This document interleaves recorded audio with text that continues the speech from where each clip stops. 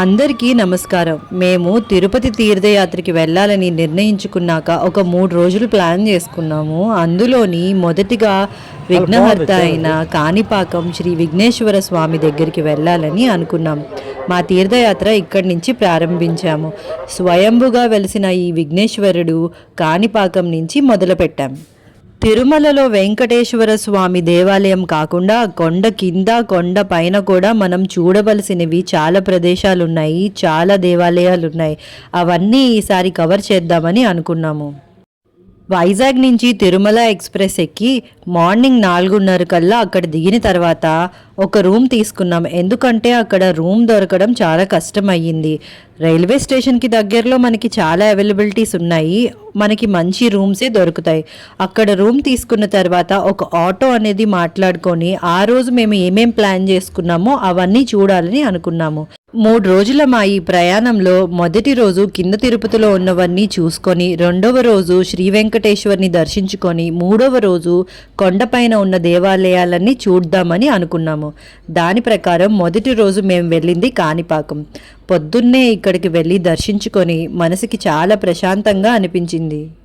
మా తీర్థయాత్ర కూడా ఎటువంటి ఆటంకం లేకుండా సాగింది. తిరుపతిలో మనకి కాణిపాకం ఒక సైడ్ ఉంటుంది, శ్రీకాళహస్తి ఇంకొక సైడ్ ఉంటుంది. రెండు ఒకటేసారి ప్లాన్ చేయడం కష్టమవుతుంది, ఎందుకంటే కాళహస్తిలో మనకి పూజలు ఉంటాయి కాబట్టి. సో ఒకరోజు ఒకటి పెట్టుకుంటేనే బాగుంటుంది. సో మేము కాణిపాకమే అనుకున్నాము. కాణిపాకం పొద్దున్న దర్శనం అయిపోయిన తర్వాత పద్మావతి అమ్మవారిని సందర్శించాము. ఆ తర్వాత దగ్గరలో ఉన్న చిన్న చిన్న దేవాలయాలన్నీ ఆటోవాడు చూపించాడు. కాణిపాకం తర్వాత మనకి వకులమాత ఆలయం, ఇంకా కళ్యాణ వెంకటేశ్వర స్వామి ఆలయం కూడా ఉంటాయి. ఇవన్నీ మనం ట్యాక్సీ కానీ ఆటో కానీ బుక్ చేసుకుంటాం కాబట్టి ఇవన్నీ ఒక రోజులో మనకి మార్నింగ్ టు ఆఫ్టర్నూన్ వరకు ఇవన్నీ మనం కవర్ చేసుకోవచ్చు. తర్వాత ఆఫ్టర్నూన్ నుంచి మనం వేరేవనేవి ప్లాన్ చేసుకోవచ్చు.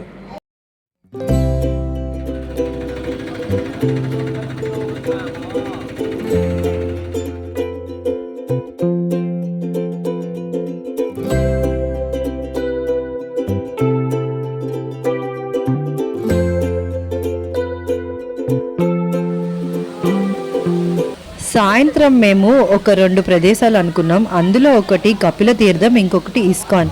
రెండు మనకి దగ్గరలోనే ఉంటాయి. కపిల తీర్థం చాలా పవిత్రమైన స్థలం. ఇక్కడ నేచురల్ బ్యూటీ కూడా చాలా బాగుంటుంది. వాటర్ ఫాల్స్ కూడా చాలా బాగుంటాయి. ఇక్కడ చాలామంది స్నానాలు కూడా చేస్తుంటారు. ఇక్కడ సీన్స్ అయితే చాలా అందంగా ఉన్నాయి.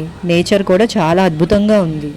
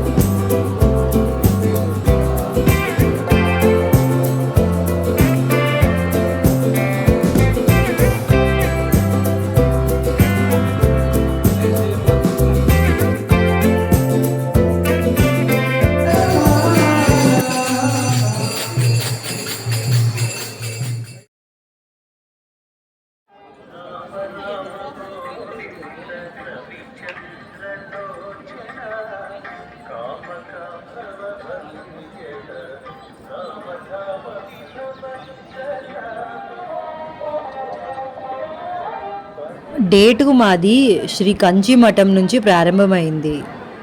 నెక్స్ట్ డే కొండపైకి వెళ్ళిన తర్వాత మఠంలో మాకు రూమ్ దొరికింది. ఎందుకంటే అకామిడేషన్ బుక్ చేసుకున్నా చాలా కష్టమైంది. పొద్దున్న ఈ మాడవీధుల్లో అలా మార్నింగ్ టైం మొత్తం తిరిగాము. ఇక్కడ చాలా ప్రశాంతంగా ఉంది. 300 రూపాయలు బుకింగ్ చేసుకున్నప్పుడే రాత్రి స్లాట్ బుక్ చేసుకున్నాం. అది కొద్దిగా ఈజీగా దొరికింది.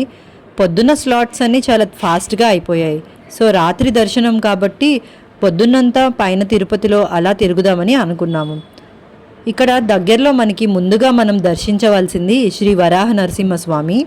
ఈ స్వామిని దర్శించుకున్న తర్వాత దగ్గరలో ఉన్న పుష్కరిని అవన్నీ చూసుకొని అలా మధ్యాహ్నం మనం వేగమాంబలో అన్నదాన కార్యక్రమంలో భోజనం అనేది చేయవచ్చు. తర్వాత రూమ్కి వెళ్ళి కొంచెం సేపు రెస్ట్ తీసుకున్న తర్వాత మా స్లాట్ టైంకి దర్శనానికి 1 గంట ముందుగా వెళ్ళాము. దర్శనానికి ఒక 4 గంటల సమయం అనేది పట్టింది. తర్వాత లడ్డూలు అనేది తీసుకున్న తర్వాత రూమ్కి చేరుకున్నాము. మా నైట్ టైం స్లాట్ టైమింగ్ ఏంటంటే అది 9 o'clock. సో మేము 8 గంటలకల్లా అక్కడ టిఫిన్ అనేది చేసేసి వెళ్ళిపోయాము. తర్వాత దర్శనం అయిన తర్వాత రూమ్కి 12:30, 1 గంటకల్లా చేరుకున్నాము. ఆ రాత్రి అక్కడ నిద్రించిన తర్వాత రెస్ట్ తీసుకొని నెక్స్ట్ డే మార్నింగ్ మా ప్రయాణం అనేది కొండపైన ఉన్న దేవాలయాలన్నీ సందర్శించుకోవాలని నిర్ణయించుకున్నాము. ఇక్కడ మనం ఆటో అనేది బుక్ చేసుకొని ఈ ప్లేస్లని తిరగవచ్చు. ఇక్కడ మెయిన్గా చూడవలసిన ప్రదేశాలు ఒక 6 ఉంటాయి. అది మనం ఒక ట్యాక్సీ బుక్ చేసుకుంటే వాళ్ళు మనకి అన్ని ప్లేసెస్ అనేవి చూపిస్తారు. ఇక్కడ ఆ ప్లేస్లు ఏంటి అంటే పాప వినాశనం, ఆకాశగంగ, వేణుగోపాల స్వామి ఆలయం, శిలాతోరణం, చక్రతీర్థం, శ్రీవారి పాదాలు. ఇవన్నీ మనం నేచురల్ బ్యూటీని ఎంజాయ్ చేస్తూ ఒక్కొక్క ప్లేస్ని సందర్శించుకోవచ్చు. కొండ మీద మనకి వాటర్ ఫాల్స్ అనేవి చాలా అద్భుతంగా ఉన్నాయి. ఈ వాటర్లో చాలా మెడిసినల్ ప్రాపర్టీస్ కూడా ఉంటాయి. చాలా ప్రశాంతమైన వాతావరణం కూడా ఉంది. శిలాతోరణం అనేది చాలా అద్భుతంగా ఉంది. ఇక్కడ శిలాతోరణం, చక్రతీర్థం, ఆకాశగంగ ఈ 3 ప్రదేశాలు చాలా బాగుంటాయి. వీటిని తప్పకుండా చూడవలసినవే.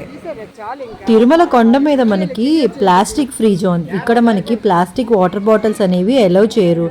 మనం మనతో స్టీల్ బాటిల్ కానీ ఇంకేదైనా బాటిల్ కానీ క్యారీ చేస్తే అందులో మనం వాటర్ అనేది ఫిల్ చేసుకోవచ్చు. లేదంటే చాలా ఇబ్బంది పడాలి. గ్లాస్ బాటిల్స్ అనేవి మనం రెంట్కి తీసుకొని అందులో వాటర్ అనేది ఫిల్ చేసుకుంటూ తాగాలి. వీడియో నచ్చితే లైక్ చేయండి. మరెన్నో ఇలాంటి తీర్థయాత్ర వీడియోలు చేస్తూ ఉంటాము.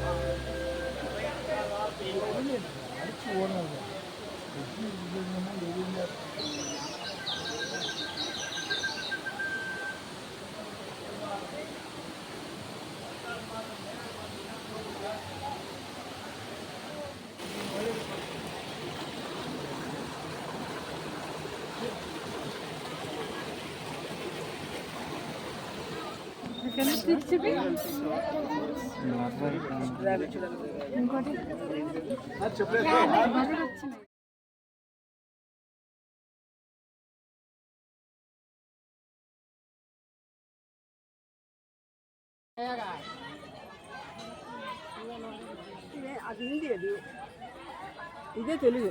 అవ్వవసరం లేదు, అన్ని 4 భాషల్లో పెట్టేది.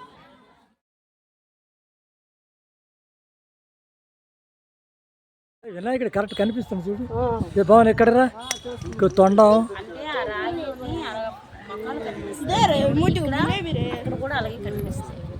ఇక్కడ వినాయకుడు ముందు